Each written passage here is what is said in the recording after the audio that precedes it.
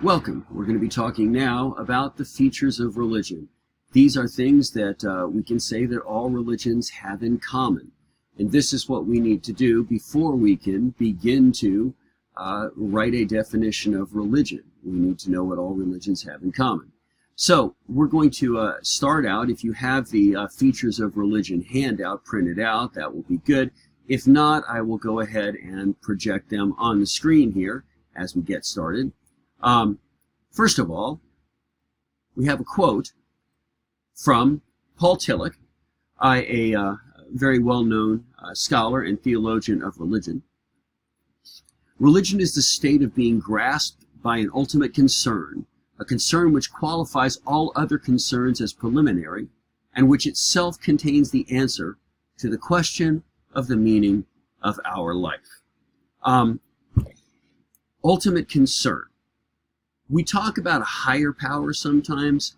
It works a little bit better to talk about an ultimate power, something that is above everything else. And so we'll often use the ultimate, with a big capital U, to refer to whatever this higher power, higher reality, or truth is. Now, Paul Tillich is talking about being grasped by an ultimate concern. So obviously he is saying that religion must believe that there is some ultimate concern beyond all other concerns, and when it says it qualifies all other concerns as preliminary, this ultimate concern, in a sense, subjugates all other concerns. All other concerns are defined by it. Now, Tillich's definition of religion, you may notice if you are reading in your book about it, might be considered to be too broad, or we might say insufficiently distinctive, to exclude some non-religious ideas of ultimacy. And we'll agree with this.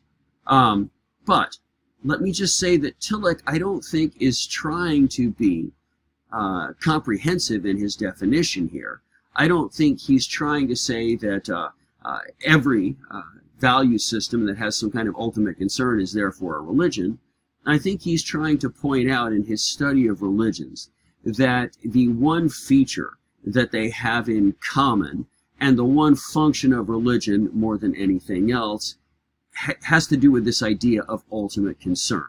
Now, the reason that this is important to consider, even if it is a little bit broad, is because this feeling of ultimate concern illuminates human ultimate concerns and what it means to be a human. So let's talk a little bit more about this. And let's go on to our next slide here. When we're talking about ultimate concern, let's start by talking about what human ultimate concerns are. Now, I've broken the whole category here down into 4 separate subtopics, if you will. First of all, religion does focus on this ultimate concern we mentioned. We can call it the ultimate power, the ultimate truth, or the ultimate reality. In some religions, one of these terms will work better than others. For instance, ultimate power seems to imply personhood. Why? Because you can't really see power per se. You only recognize power when you see what it is doing, what it is accomplishing, what it is affecting. So, when you talk about an ultimate power, you're talking about something that is doing something. And that implies that something or someone has made a decision to use the power to accomplish some particular thing. And that kind of implies a being that has a will. So that implies personhood. So if you're talking about a religion that does not think of God as a person, but rather thinks of whatever conception of the ultimate as a transpersonal reality, that means God being beyond all of the limitations, all of the flaws of personhood. In a religion like that, it might be better to talk about it as the ultimate truth or the ultimate reality. So, in any case, religion is going to have to define what the ultimate is.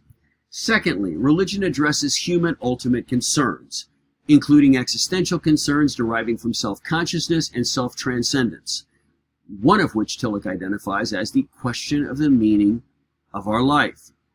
This is interesting. The question of the meaning of our life. Meaning. Interesting. Humans create meaning. Humans seek meaning. Other animals don't do this. Now, there's a lot of discussion about what separates human beings, for instance, from, say, chimpanzees or gorillas that share over 98% of our same DNA. However alike we are, I've never seen chimpanzees bury one of their dead, hold a funeral, and say a prayer. So there's obviously something a little bit different about these beings. Humans are able to imagine things that are not present, that have never been present, and are able to create language to talk about these concepts that have never been experienced. No other animal can do this. No Cocker Spaniel looks in the mirror and asks questions about their value. Am I a good dog or a bad dog? Do other dogs like me? What is the reason for my existence? Where do I go when I die? Is it more proper to pee in the northeast corner of the yard or in the southwest corner of the yard? Pondered no Pomeranian or Cocker Spaniel ever. And yet humans ask these questions all the time. We have all kinds of why questions. Why did this happen? What does this mean? Why am I not happy? Who am I? Why am I here? Other animals don't ask these kinds of questions at all. They are a result of a combination of nature and nurture, just like human beings. That is, what personality traits and behavior they demonstrate are a result of the combination of their DNA, certain traits they inherited from their mother and father, and their conditioning or their nature, the conditions that cause them to learn to react in different ways to the stimuli in their lives. In that case, they're similar to human beings. But human beings go farther. Human beings think about what things mean, think about why things are the way they are. Human beings can imagine things being a completely different way that they consider to be a better way, and then wonder why things aren't that way. This is unique to humans. So humans, when we talk about ultimate concerns, these are not just things like finding something to eat, finding a place to have shelter, or finding clothes to put on. Certainly other animals would share the quest to survive. But when a human being doesn't have food or can't find shelter, the human being can sit and say, why can't I find food? If I'm so hungry, why is there no food available? You know, why does this world not provide my needs? Animals just are hungry and look for an opportunity to find food, but they don't ask why they're hungry or how it is that the world is not providing their needs. Animals don't have that kind of capability. Does this make some sense? Now, some people might point out that Coco the gorilla, rest in peace, we lost Coco recently. Coco learned sign language and could communicate with human beings. But what do we mean by language here?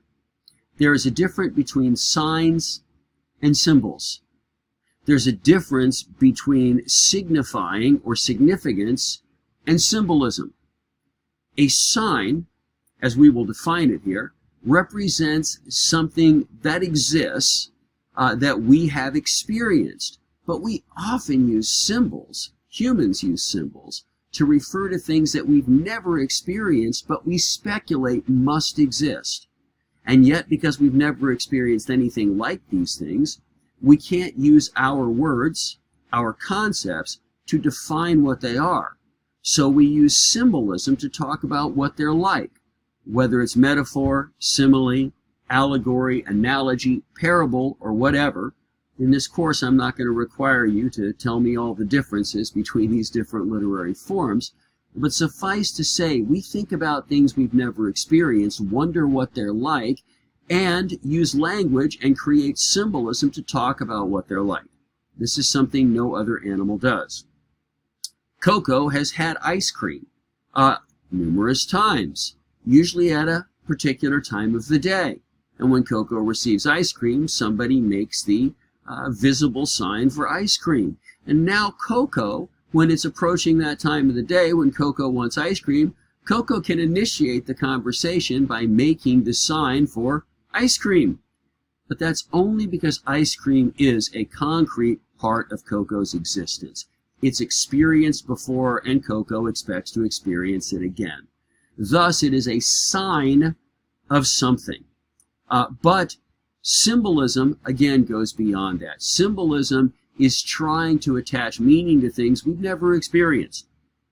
Two chimpanzees, when they're in a safe situation, don't sit around and have conversations about what might be. For instance, they may have signifying. They may have language. They may have a different kind of scream for when the lion is approaching and they're threatened by the lion. And they may have a different kind of scream, say, when a bird of prey, a condor, a vulture, or an eagle is approaching and might pick off their young. Maybe they have different kinds of screams. But when they are not being threatened, two chimpanzees don't sit around and go, you know, what if there was another kind of predator?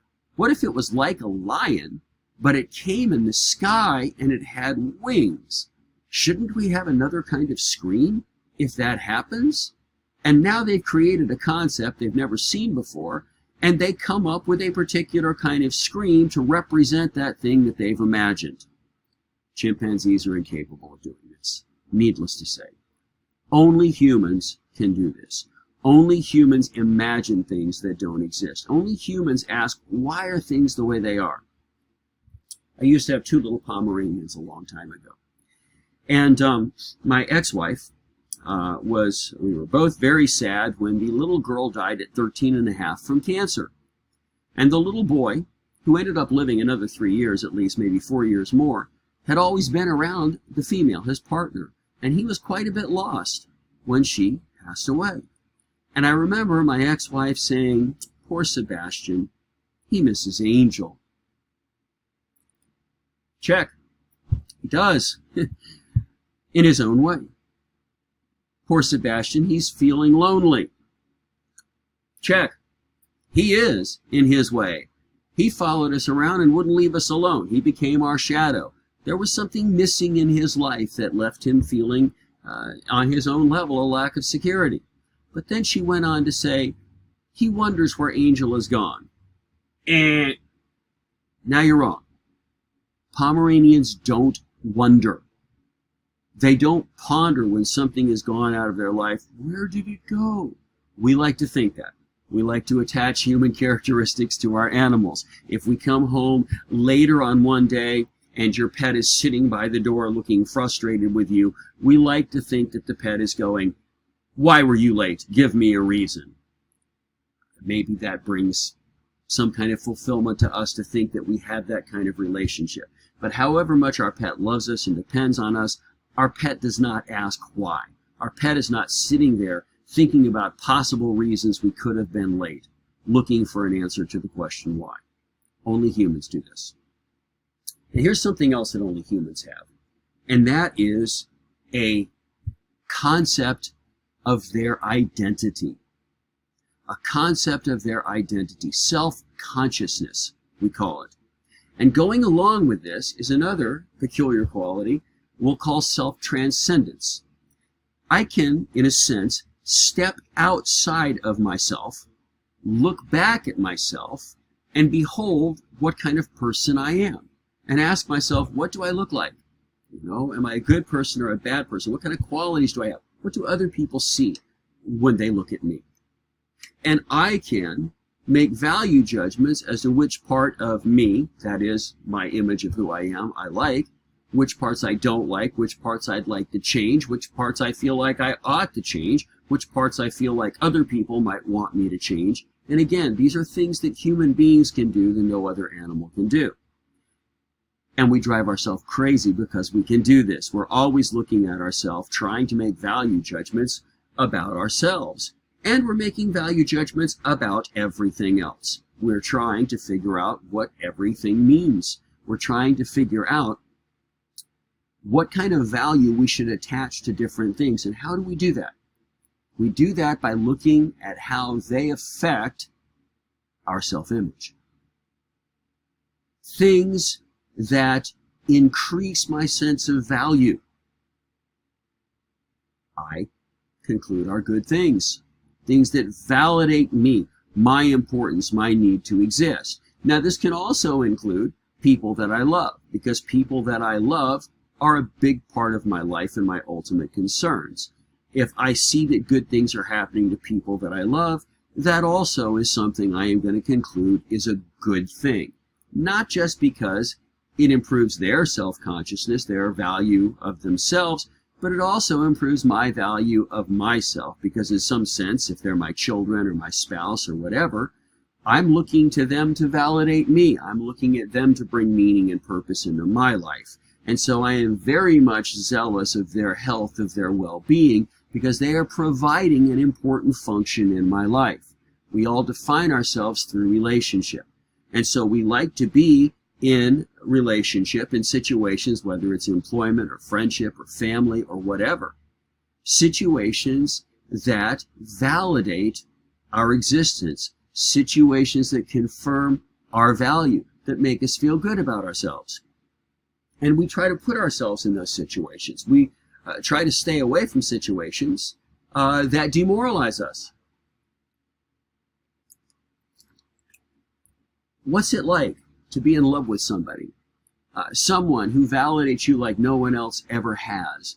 And you've embraced the idea of that person always being with you, and one day this person you love so much says to you, I know I felt like I really loved you at one point, but whatever it was, I just don't feel it anymore, and I feel like I need to be done with you. How does that make you feel? Sometimes people say it feels like dying inside. Certainly. Your estimation of your self-worth just took a plummet. Kind of like the Great Recession, what happened to the stock market. Your value just plummeted, because this was one of those relationships that you constantly look to validate you, to confirm your value. And now this outside data confirming that you're important is now sending a completely different message. It's like being fired from a job. How demoralizing is that? Someone who used to want to pay you money to be who you are and provide the functions that you can provide has now concluded you're not worth a dime. Please leave. These are terrible situations. If I was going to, say I was in high school, I was going to ask a girl to the prom, and there was a girl who was just drop dead gorgeous. I mean, I thought she was the prettiest thing I'd ever seen. But I harbored a very strong suspicion that if I asked her to the prom, she was going to respond saying, "What? You? Really? I don't think so." How is that going to make me feel? If I know another girl who's kind of cute, but I know she likes me. Every time I look at her, she smiles, and she always seems to be hanging around where I'm at. And I realize, if I ask her to the prom, it's probably going to make her day. It's probably going to make her very happy. But how's it going to make me feel when I ask her to the prom and she goes, "Really, me? I'd love to." That's going to make me feel like $1 million. Here's someone who thinks I'm awesome and is putting that data into my life. You're awesome. You're awesome. You're amazing. I like you. I'm so happy I get to be with you. That's very affirming. All right? So this self-consciousness and our valuation of ourselves is very important to us. Now, let's get to how we value everything else in life. Of all the things in life that we value, obviously we're going to give the ultimate value to ourselves. Yes, we're going to give great value to the people that we love, but the fact that we are able to be a blessing to the people that we love, or we are able to long for their best, does validate our existence in an important way. If I give all my money to feed the poor, I've made a decision as to what kind of self I want to be. I like myself better being a charitable self that cares about people less fortunate than myself. I would value myself less if I was selfish and greedy and was not generous. So in everything, there's some consciousness of what kind of self I want to be, and this has to do with what kind of self I consider to be the most valuable. So if the most valuable thing in my life is me, what would be an example of the ultimate concern that would probably scare me more than anything else. And everybody immediately thinks death. Because this is the end of that which I have considered to be of ultimate concern in my life. And I really feel like the end of me, something very valuable is being lost, and I'm not in favor of that. See, when we make value judgments, we do something no other animal does. We make a judgment that it is better for me to exist than not exist. If I don't exist, something valuable is being lost. This is what we might call an existential concern. I've watched many animals die, been with them trying to give them comfort as they passed on, many different kinds of animals, wild animals, rehabs, exotic animals.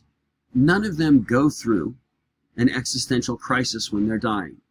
They might be suffering a lot of pain, it might get harder and harder to breathe, and finally they can't go on.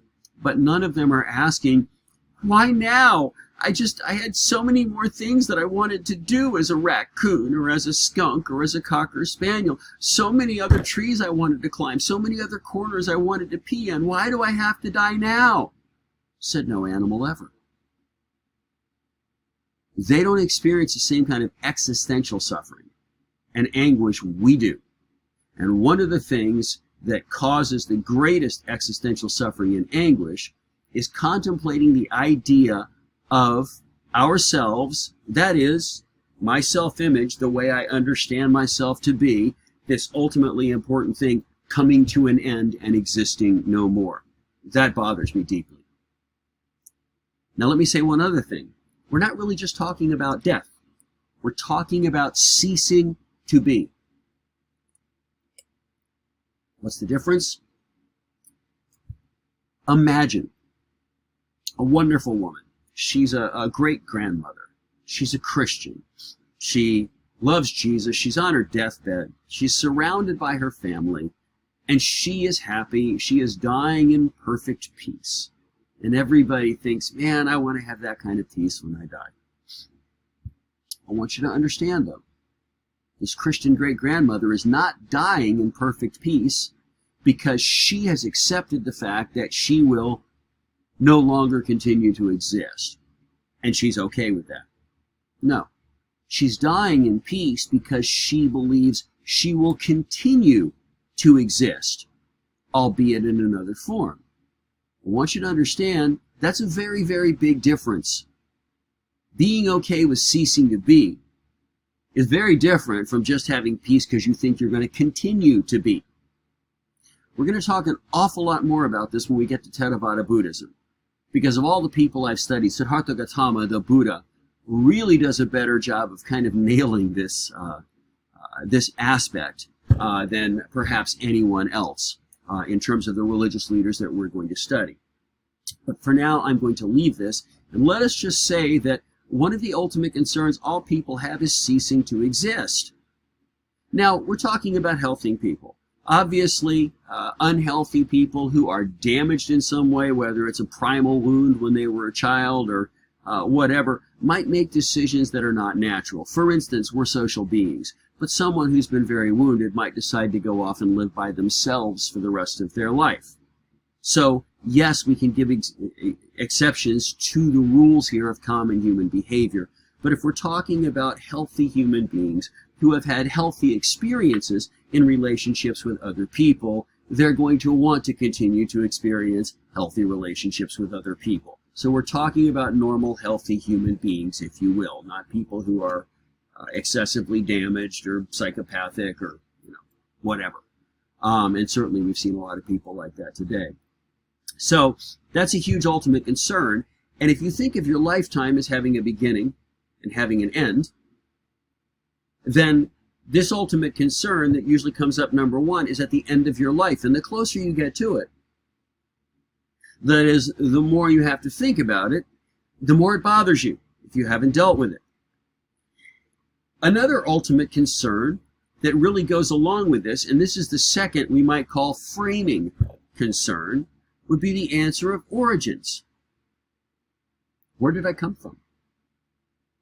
Let me just give you an example from a monotheistic point of view, even though we're going to talk about other religions later on, for the purpose of just making this clear. If I believe that there is a God, if there is a creator, and I obviously exist, at least I think I do. Okay, we're not going to get into the card. If this God is chosen for me to be, it's logical that this God must have a reason for me to be. I must have some kind of purpose. And if I have been created by this God, then my existence is contingent on this God's willingness for me to continue to exist. And if this God created me for some purpose, it stands to reason that this God is more likely to want me to continue to exist, is more likely to affect me in some positive way if I fulfill the reason for my existence. So when we put these two framing ultimate concerns together, if I am fulfilling the reason for my existence in my lifetime, it stands to reason that when I get to the end of this lifetime, my outcome is going to be a lot better. If there's any chance of me continuing to exist, this creator probably is going to want that to be the case. If there are multiple outcomes, one that could be better, one that could be worse at the end of my life, fulfilling the reason for my existence logically means that the creator would have something to do with wanting me to have the best outcome at the end of my life. Again, I've put this in monotheistic terms, and when we get to other religions, we'll see it works in other religions as well, even if you don't necessarily believe in a personal creator. So we call these framing ultimate concerns. Every other ultimate concern we have in our life kind of falls between these. So one of the big ones we talked about is purpose. I mean, what am I supposed to do? Who am I supposed to be?